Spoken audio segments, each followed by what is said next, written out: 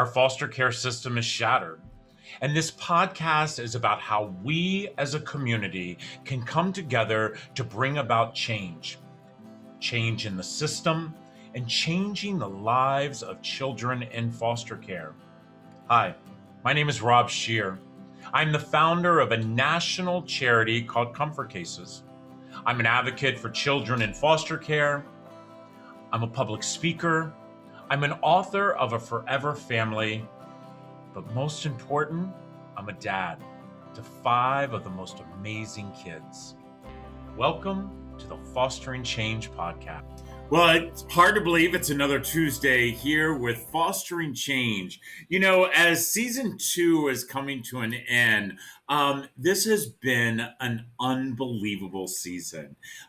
You know, we're going through the pandemic. We've changed things up a little bit. As you all know, we're now on YouTube, but we have had some of the most amazing guests. You know, I thought nothing could compare to season 1, but season 2 has brought so much change for me. I have learned so many things. I have met some of the most amazing humans I could possibly meet. I have read some fantastic books, and I am so excited with our next guest.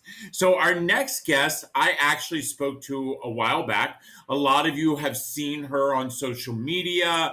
If you have not, oh my gosh, you have got to follow her. You have to make sure you purchase her award-winning book, which is a best-selling book. And her name is Ángela Quijada-Banks. Welcome to Fostering Change.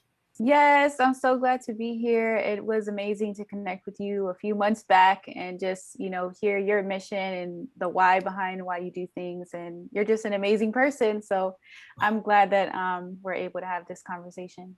I am so excited about having this conversation. You know, I was talking to someone today, and one of the things they were talking about your book is different than any other book they've read, is because you actually give the how.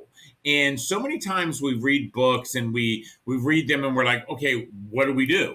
And you actually have given a lot of the how. Can we take it back to exactly how your story began and why you decided to write this book?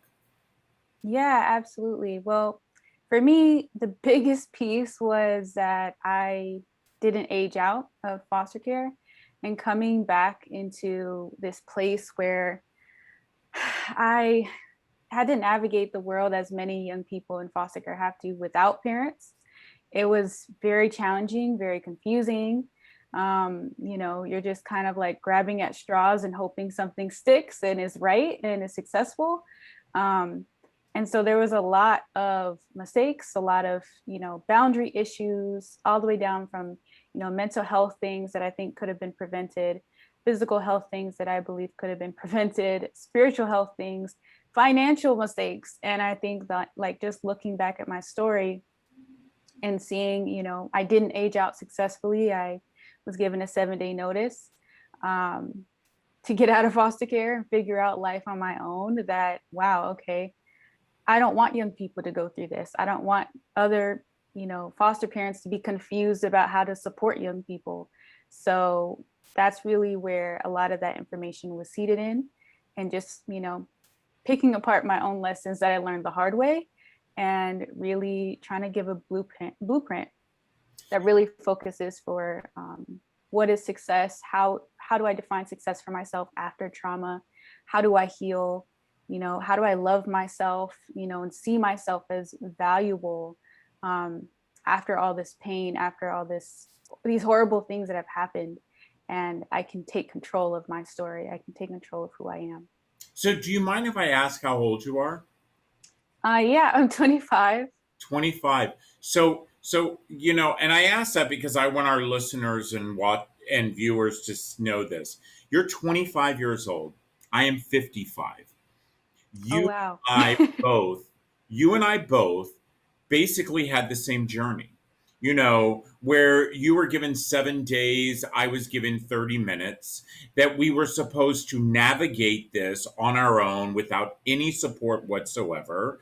much like you, I made very bad choices. I made bad financial choices. Made bad health choices. I made bad drug choices. I'm very open about it in my book. And I feel so much of that is because I didn't have a firm foundation. What do you think? I definitely agree about that. I think that, especially, and I talk a little bit about this in the book, but acknowledging the history of colonization, the history of, what has happened to our family structures and the culture and the dynamic of, what it even means to be a family. I've seen a lot of high functioning toxic family structures, even outside of foster care. And so really recognizing like, wow, if that's the case with people that, don't even have foster care experience, um, and those stories were never reported, these are the ones that were, my family or your family. And so how do we like take a step back so we can take a bigger step forward in seeing like, okay, what is the foundation? What are you really rooted in, as a parent, as an individual, as a young person? Where do You you know, think that you got your grit? I don't know. I would say just a combination of incredible human beings like my grandmother. That was a part of my life. She had a pretty clear head on her shoulders for the most part, and um, trial and error. I don't really know. I would say if I had to pinpoint it, it'd probably be the human beings that I was blessed to be a part of their lives, even if it was like for 5 minutes, and just hearing their stories, hearing like, okay, I can, whatever is going on with me, I can figure out how to achieve this. I can get out of it. Really, somewhere within me having that hope, no matter what, even though it would like, like a roller coaster, dim down a little bit and then come up other times. Like definitely family. Do you still feel at times, you talk about the roller coaster, and it's something that I think for people like you and I who have, I'll be the first one to say I do suffer from PTSD, that I am the Mm. first one that flashes back to what it was like to be a 12-year-old boy and have your father put a cigarette out on them, to know what it's like to go hungry. Do you feel like that there will ever be a day, and like I said, I'm 55 and I haven't seen it, that there's a day that you will be over all of that? I think healing is a journey, as we both know. And, what I've learned is that I really have to forgive myself for a lot of those aspects of, I guess, doing what I could with what I thought, what I learned. And secondly, forgiving others.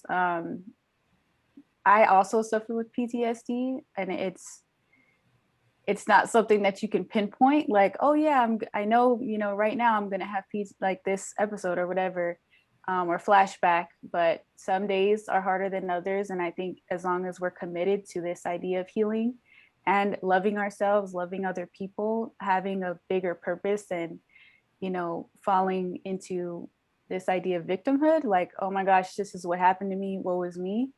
I think that that's really what creates a very clear direction of where we're going. And okay, I can take another step, and even though I may not know exactly what that is, I have confidence in myself to figure out how to do that. So I wouldn't necessarily say that I think, at least for me, that one day everything will be just like disappeared as if trauma never happened. But I do feel like I have the patience and the compassion for myself as well as other people, and the forgiveness of, okay, I can take this step and then see how I feel, if this works, if this doesn't work, but also recognizing this is going to be a lifelong journey. I am forever changed from a lot of this trauma, but I'm committed to having a better life and a better outcome than what I've experienced in the past. Well, I think that you hit the nail on the head when you said not the victim. I'm the youngest of actually 10 kids. And Wow. yeah, so I am the baby of 10. And for so many years, I've listened to that. victim thing where I am who I am today because I was a victim. I have made Mm, these choices today because I am the victim. And I just happen to choose not to allow myself to consider myself a victim. But the other thing I heard you say is forgiveness. I remember I was 32 and I had done all the things that we don't want to talk about. And I write very vividly in my book about I had a drug addiction. I had 4 suicide attempts. I was not one who was making the right choices. But it wasn't until I went to my mother's grave and my mm. father's grave and I fell on my knees and I said to them that I forgave them. And by the way, I didn't forgive them to free them for some whatever they were going to go to. I forgave them to give the power back to me. Do you feel that so much of forgiveness is about healing within inside of yourself instead of healing the other person? Yeah, 100%. And I think like at first, I think it kind of sounds like ridiculous. Like, how would it be more for me if I'm not getting that I apologize from the person that wronged you?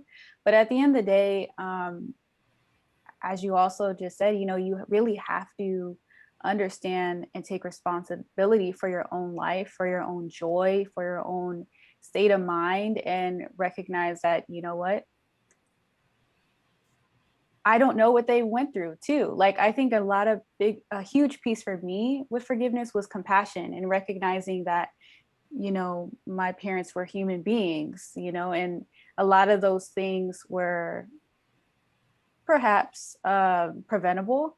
However, they didn't have all the tools. They didn't have all, in my particular situation, they didn't have the tools. They didn't have the support. They didn't have a lot of different aspects. That doesn't excuse in any way, what has been done. However, in order for me to move forward, in order for me to achieve the level of success that I want and experience the level of joy and love that I want, I have to let go of anything that's going to be in the way of that. And if I hold on to it and say, well, I can't experience this because this and this and this happened, then I'm really, blocking myself from really experiencing life the way life should be experienced. So, do you feel that if you were to tell the other, boys and girls, young women and young men who are either coming in the system, aging out of the system, going through the system, you know, reading, the Black Foster Youth Handbook, and by the way, that book could have easily been called the White, Foster Youth Handbook. Just want to let you know. And the reason I say that is because I will be the first to say I'm a white privileged male, my friend. Okay. Being white, I am treated differently than you. Okay. But I will say the guides that you taught in that book could be used by so many people. What is one or two of the things that you would like to say, either to your younger self or to someone else that you know that went through or is going through what you and I've gone through? Mm, I really love that. I really love that question. I would say, for one, no matter what you have experienced, no matter what you may have had to become to survive, you are worthy of love.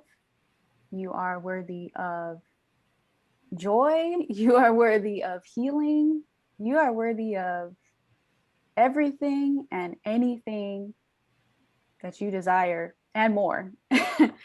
um, that's probably the number one thing that I would definitely love to share.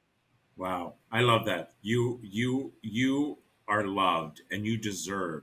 We're going to take a little break here, but whether you're listening to us on Apple or Spotify or Google or whatever your favorite podcast platform is, or maybe this season you've decided to tune in on our YouTube channel, this is another reason why I started this podcast is because to have these conversations that, by the way, I don't know who's listening and I don't know who's watching, but I will tell you that there are people that are hearing this story right now and they're starting the healing process. Because, by the way, it's a start. It's a start. And there are going to be times you will fall, but then you can start again. That's the best thing. Our life is like a book. You literally can get halfway through it and say, you know what? I don't like the way this book is going. I want to start over. Listen, we're going to be right back. I really, really want all of you, as we take this break, is to go onto Amazon, order the Black Foster Youth Handbook, and you will not be disappointed. We'll be right back. This episode of Fostering Change is sponsored by Comfort Cases, a national nonprofit that is inspiring our communities to bring dignity and hope to youth in foster care. You know, for just $10 a month, you can support the Comfort Cases mission to eliminate trash bags from the foster care system.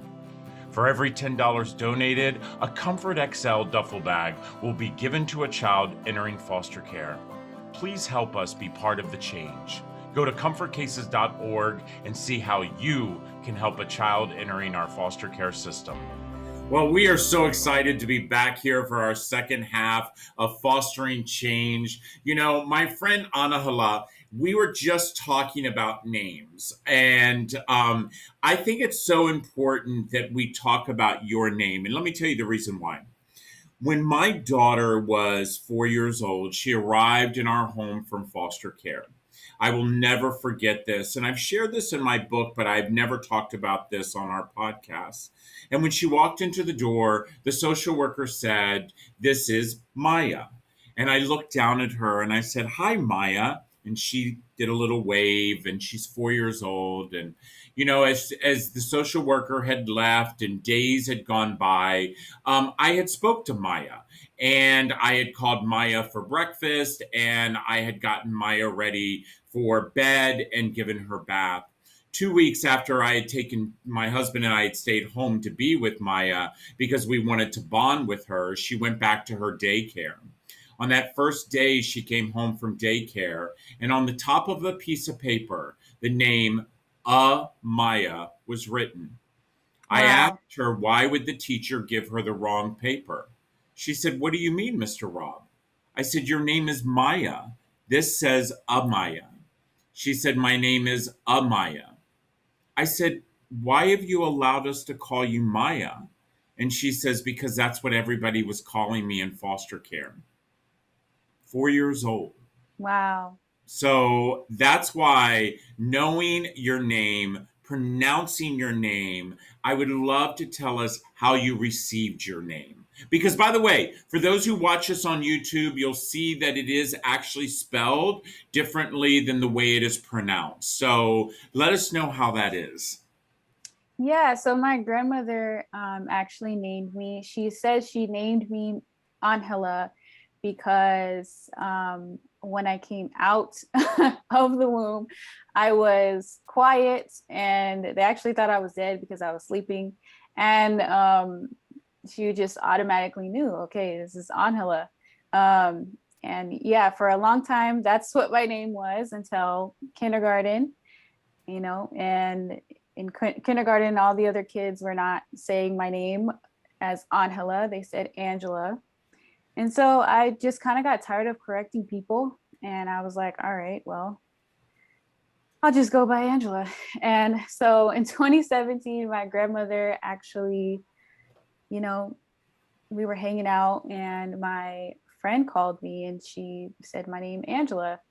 And my grandmother was like, looking at me and just basically corrected my friend. And I was like, that for me was a turning point where I was like, I need to embrace my name. I need to say it as Ángela. That's my name. You know, it means angelic messenger. And I've really taken that to heart throughout my entire life, is that I have a message to share. And whether that's through my book or through whatever it is. And it's really empowering because I know, you know, how much my grandmother had a hand in that, which is someone that I look up to still to this day. Yeah, I love that. I love what it means, by the way, because, having your book, the Black Fostering Youth Handbook, and knowing so much that you do, because by the way, you're into, and correct me if I'm wrong, but you're into, when it comes to health and making sure that, your mind is as clean as your body. Tell me a little bit about that, because it's holistic healing and health that you're really into. Yes, I am a scholar at Legacy Holistic Health Institute. So I'm studying to become a holistic health coach because that's really what all my work is centered in. Even in the book, I focus on mind, body, spirit, and finances because I think that is also linked into our mind, body, and spirit. And it can very much influence the quality of our health in all those areas.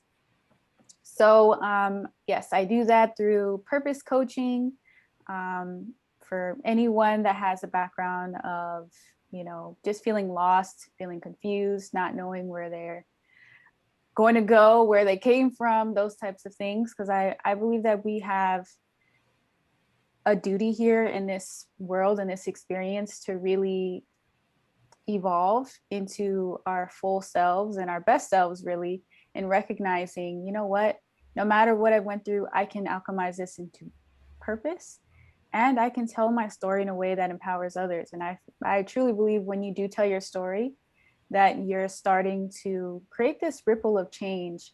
And the more ripples that we have, the better, the better that we're able to create solutions for a lot of these horrific things, such as impacts of foster care. So, yes. Love that. I love that you talk about telling your story. I say that quite often. We all have a story, and you have no idea how it will impact somebody to tell the story.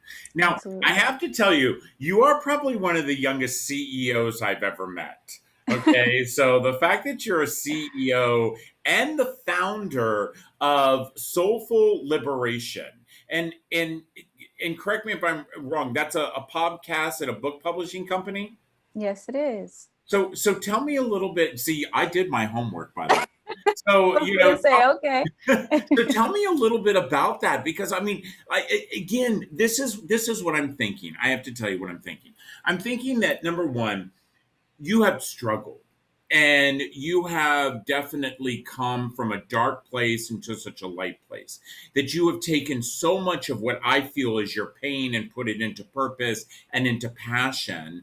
And you've written this amazing book, which, by the way, everyone, it is a best-selling book. You must get this book. You know what? Do me a big favor. Buy the book, then buy a second copy, send it to Comfort Cases so we can give it to other teens, because I think they really need to read this book. But then all of a sudden, you become the founder and the CEO of a book and publishing company and a podcast. Tell me about that, and how did that happen? Yes, absolutely. So, last year during the pandemic, I was not myself. I felt very, very sad um, because I couldn't stop thinking about families that were experiencing poverty and domestic abuse and things like that, like my family did, and just adding the layer of a whole global pandemic on top of that, and how that can really exacerbate problems. And then, for the young people not having an opportunity to go anywhere else. I also thought about being in foster care and having to age out during a whole global pandemic. And I just was mortified for young people and just very frustrated. And it just felt like, what am I going to do? I have to do something. So I started the Soulful Liberation podcast to empower young people that are currently in foster care, as well as educate people. Because what I've learned too, and I'm sure you have as well, is like, wow, there's so many people that don't really know like what's going on in foster care. So really telling different parts of people's stories that have experienced trauma through various art forms. So spoken word, um, art, rapping, singing, that kind of thing. And so I started that, and it still didn't feel like it was enough. So that's kind of how I started also writing the Black Foster Youth Handbook. It is now, after I self-published the book, it has now grown into a publishing company. And what we seek to do in Soulful Liberation is to empower aspiring authors that have those really, gut-wrenching stories, the ones that are really painful to get out, but will absolutely influence the change in the world in one way or the other, whether that is about domestic violence, and whether that is about foster care, whether that is about the impacts of white supremacy culture and colonization. So really being able to connect those stories and recognizing that our stories isn't just about us, and unfortunately, it's not just about us. It is fortunately about the solutions and how we can move forward and create a better world ultimately. So that's a little bit about Soulful Liberation. Wow, that is so amazing. And I love the fact that you say create a better world.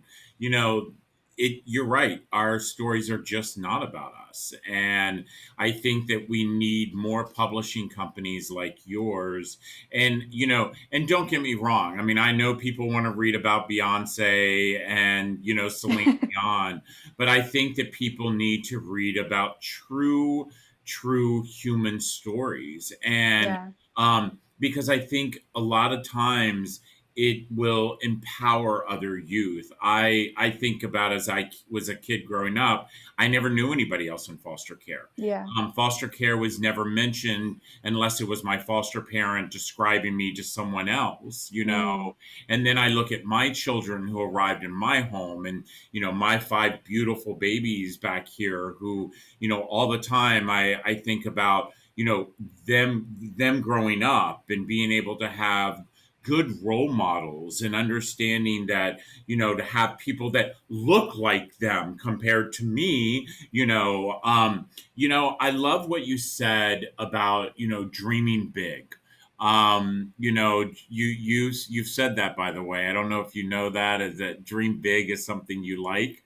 Yes. But I think that that is something that's really huge. And I think that we all should dream big. I think dreaming Yes, big is what's going to make our world so much better than it is today, and to be a absolutely. part of the change.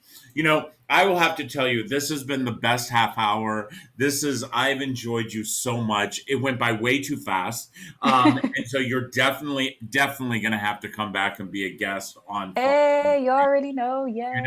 Listen, I want people, how can people find your book? So you can find the book pretty much anywhere. If you're looking to read more about the book, www.blackfostercareyouthhandbook.com. For some reason, it didn't just let me put Black Foster Youth Handbook. So definitely make sure you add that care in there. blackfostercareyouthhandbook.com. Yes, and people can find you on Facebook, they can find you on Instagram. So what Yep. we will be doing is we'll make sure to put all of your handles and all of your hyperlinks, as our podcast is embedded within our website, it is on our YouTube channel. But listen, I just can't say thank you enough. I mean, thank you for I have 5 kids, 1 daughter, and I spoke to my daughter about interviewing you, by the way, and Aw. I said to my daughter, there are humans who you can always look up to and be inspired, and this young lady that I'm interviewing today, I can tell you right now. We all should look up to you because you are so inspirational. And Aw, thank thank you. you. And thank you for breaking the cycle. The cycle is something each and every one of us from this system can break. Listen, Yes. everybody, I know that you all have busy days, and I know that you even take enough time, whether it's 20 minutes, 30 minutes, 45 minutes, to listen to Fostering Change. It truly does help. And as my friend said, it's also educational. I think there are so many myths within our foster care system that we seem sometimes not to talk about it. But here we rip the band aid off. Here, we need to make sure that we educate each and every one of us. Because as I say this all the time, if you look in the eyes of a child, you actually look in your future. It is your future. So, whether you're listening to this on Apple or Spotify, Deezer, or whatever your favorite podcast host is, do me a favor, share it. Share it. And if you're watching us on YouTube, leave us a message. If you happen to know someone that you would like to be a guest, or maybe one of our guests, you have a question, because by the way, I keep in touch with all of our guests. Please email me at fosteringchange@comfortcases.org. And never forget, each and every one of us, we have a story. So tell your story, because you never know how it will impact someone's life. Take care. I would like to thank all of you for listening to the Fostering Change podcast. You can subscribe on all of your favorite podcast streaming platforms, including Spotify, iHeartRadio, Apple Podcasts, and Google Podcasts. Make sure you follow Comfort Cases on Facebook, Instagram, LinkedIn, YouTube, and Twitter at Comfort Cases. Check out the Fostering Change blog at comfortcases.org. And I know some of you have a question, and I know some of you would love to be a guest. Please personally reach out to me at fosteringchange@comfortcases.org. That's fosteringchange@comfortcases.org. Then do me a big favor. Please help spread the word. Share this podcast. Share it with your friends and your family. Remember, I say this quite often, we're all part of the same community. And that community, it's not our zip code, but our human race. Let's all make a difference.